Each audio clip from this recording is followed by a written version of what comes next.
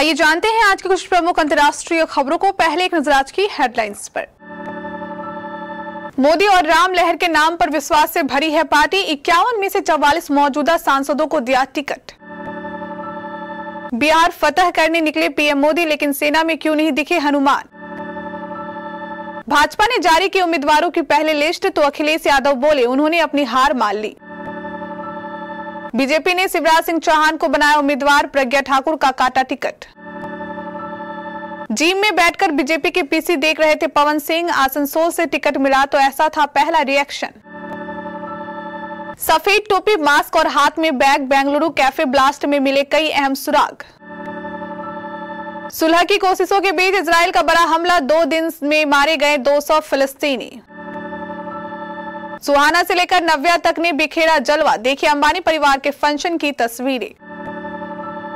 मनीषा रानी बनी झलक दिखला जा 11 की विनर, ट्रॉफी उठाकर बोली हमें अपने बाप से भी ज्यादा भरोसा फैंस पर है। और 10 विकेट लेकर दिग्गज ने किया धमाका, ऑस्ट्रेलिया ने न्यूजीलैंड पर दर्ज की बड़ी जीत। उत्तर प्रदेश में प्रत्याशियों की पहली सूची में भाजपा ने राम लहर और मोदी की गारंटी के बूते आत्मविश्वास से लबरेज होने का संदेश दे दिया है। पार्टी ने 51 प्रत्याशियों में 44 मौजूदा सांसदों को टिकट देकर यह भी संदेश देने की कोशिश की है कि मोदी सरकार के खिलाफ कोई सत्ता विरोधी लहर नहीं है। करीब 1 वर्ष पहले भाजपा ने जब लोकसभा चुनाव के लिए पहले दौर का सर्वे शुरू कराया था, तब सर्वे में पार्टी के 30 से 40% मौजूदा सांसदों की रिपोर्ट नकारात्मक आई थी। सर्वे रिपोर्ट मिलने के बाद चुनाव में बड़ी संख्या में सांसदों के टिकट कटने की आशंका जताई जा रही थी। यही नहीं, केंद्रीय नेतृत्व की ओर से कराए गए सर्वे में भी सांसदों की जमीनी रिपोर्ट ज्यादा अच्छी नहीं थी। लोकसभा चुनाव की घोषणा से ठीक पहले प्रधानमंत्री नरेंद्र मोदी शनिवार को पहली बार बिहार के दौरे पर पहुंचे। पीएम मोदी ने मगध प्रमंडल के औरंगाबाद और मुंगेर प्रमंडल के बेगूसराय में रैली की। दोनों रैलियों में प्रधानमंत्री नरेंद्र मोदी के साथ मुख्यमंत्री नीतीश कुमार, पूर्व सीएम जीतन राम मांझी, केंद्रीय मंत्री पशुपति कुमार पारस मौजूद दिखे। वहीं बिहार एनडीए के प्रमुख घटक दल के नेता चिराग पासवान नदारद दिखे। खुद को पीएम मोदी का हनुमान बताने वाले चिराग पासवान का मंच पर नहीं होना राजनीतिक गलियारे में चर्चा का विषय बना हुआ है।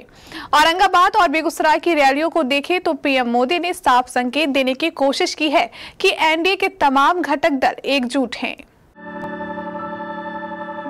लोकसभा चुनाव के लिए भारतीय जनता पार्टी की पहली लिस्ट का काफी दिनों से इंतजार चल रहा था। इस बीच 2 मार्च को भाजपा ने अपने उम्मीदवारों के नाम की पहली लिस्ट जारी कर दी। इस लिस्ट में 195 उम्मीदवारों के नामों की घोषणा कर दी गई। पिछले दिनों पार्टी कार्यालय में केंद्रीय चुनाव समिति की मैराथन बैठक हुई थी। इस बैठक के बाद ही पहली सूची तैयार कर ली गई थी। इस लिस्ट में कई सांसदों का टिकट काटा गया है, वहीं कई नए चेहरों को भी लोकसभा चुनाव का भाजपा ने टिकट दिया है। इस बीच भाजपा ने जब पहली लिस्ट जारी की तो समाजवादी पार्टी के मुखिया अखिलेश यादव ने भाजपा पर निशाना साधा है। लोकसभा चुनाव 2024 को लेकर भारतीय जनता पार्टी ने उम्मीदवारों की पहली सूची जारी कर दी है। इस सूची में कुल 195 उम्मीदवारों को टिकट देने की घोषणा की है। पहली सूची में पीएम नरेंद्र मोदी और केंद्रीय गृह मंत्री अमित शाह का नाम शामिल है। पार्टी ने अपने कई मौजूदा सांसदों को आगामी चुनाव में टिकट न देने का भी फैसला किया है। बात अगर मध्य प्रदेश की करें तो बीजेपी ने सूबे के पूर्व मुख्यमंत्री शिवराज सिंह चौहान को विदिशा से अपना उम्मीदवार बनाया है। वहीं भोपाल से मौजूदा सांसद प्रज्ञा सिंह ठाकुर को इस बार अपना उम्मीदवार नहीं बनाया है। ठाकुर उन 6 मौजूदा सांसदों में से एक हैं जिनका टिकट काट दिया गया है, जबकि पार्टी ने 13 मौजूदा सांसदों को दोबारा टिकट देने का ऐलान किया है।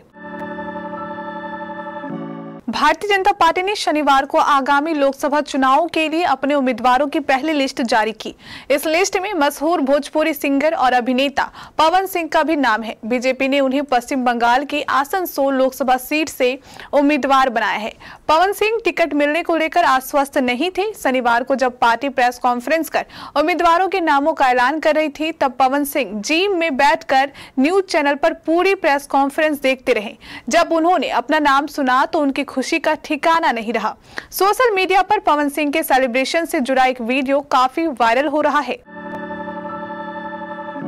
शनिवार को सामने आए ताजा सीसीटीवी फुटेज में बेंगलुरु के रामेश्वरम कैफे विस्फोट में संदिग्ध को एक बैग के साथ रेस्टोरेंट की ओर जाते हुए देखा गया, जिसमें कथित तौर पर गहन विस्फोटक उपकरण है। पुलिस ने आरोपी का पता लगाने के लिए 7 से 8 टीमों का गठन किया है, जो शुक्रवार को हुए विस्फोट के बाद से फरार हैं, जिसमें 10 लोग घायल हो गए थे। मीडिया आतंकवाद विरोधी कानून के तहत जांच आगे बढ़ने पर पुलिस सूत्रों ने कहा कि शुक्रवार को बेंगलुरु के लोकप्रिय कैफे में कम तीव्रता वाला बम विस्फोट टाइमर का उपयोग करके आईईडी बम को ट्रिगर करके किया गया था। इस बीच मुख्यमंत्री सिद्धारमैया ने व्हाइट फील्ड में विस्फोट स्थल का दौरा किया और अस्पताल में घायलों से भी मुलाकात की।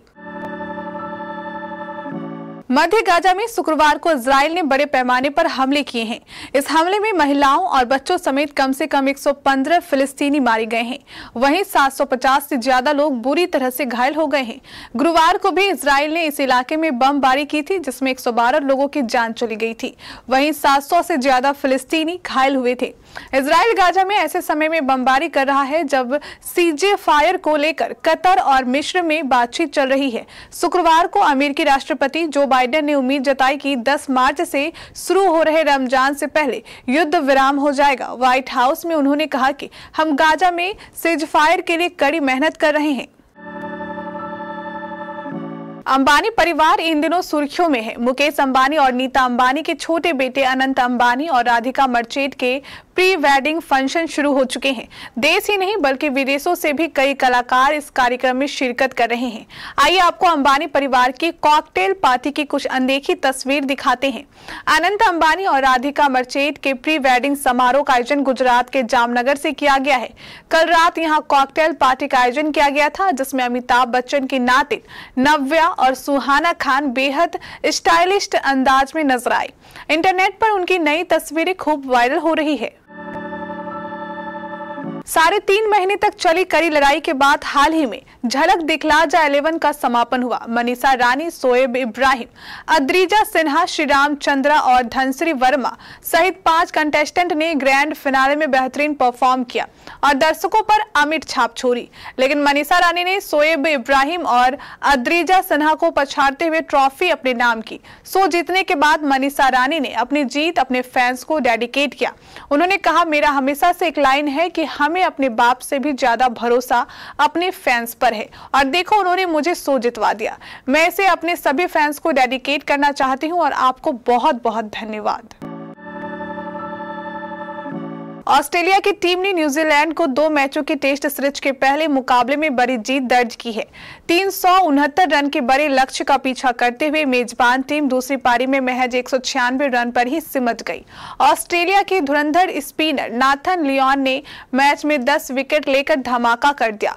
पहली पारी में 383 रन बनाने के बाद कंगारू टीम दूसरी पारी में 164 रन ही बना पाई थी।